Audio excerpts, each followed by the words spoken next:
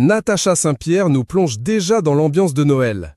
La chanteuse de 42 ans chante la magie de cette fête dans un tout nouvel album qui sortira le 10 novembre prochain et dans lequel elle reprend les 11 chansons de Noël préférées des Français.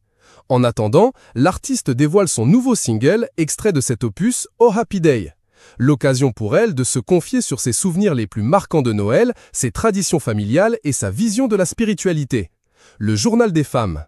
Qu'est-ce qui vous a donné envie de chanter Oh Happy Day, un morceau qui a été beaucoup repris, et de sortir un album de Noël?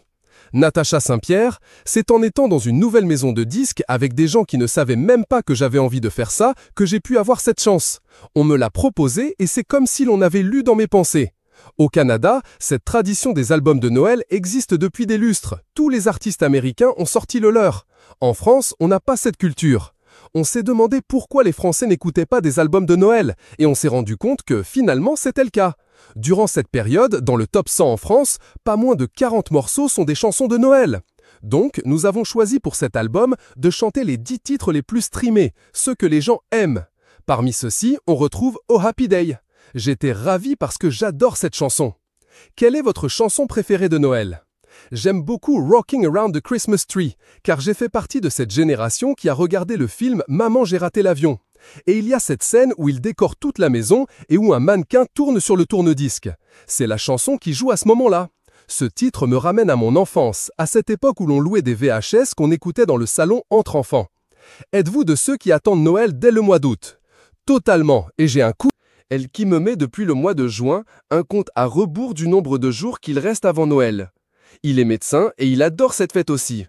Lorsqu'il reçoit ses patients, à partir de cette période, il se met toujours en costard de Noël. Je viens d'une famille où l'on a vraiment cette culture. Au Canada, on décore énormément les maisons, on est plongé dans l'ambiance. Noël nous ramène à cette période d'insouciance de notre enfance. Et si l'on veut donner une notion moins commerciale à cette fête, ce qu'il nous reste à faire, c'est partager cette joie de vivre avec les éclairages, les recettes, les odeurs de sapin. Quel est votre souvenir le plus marquant de Noël ? L'année où j'avais eu un chevalet pour faire du dessin et mon frère avait eu un tracteur à pédales. Mes parents avaient mis les cadeaux au pied du sapin avant de se coucher.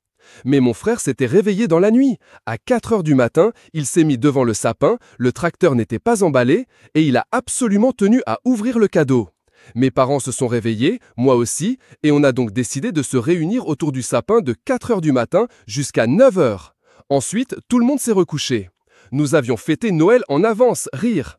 Avez-vous adopté une tradition qui vous est propre à cette période de l'année ? J'ai l'un des amis de mon fils qui est né le 25 décembre.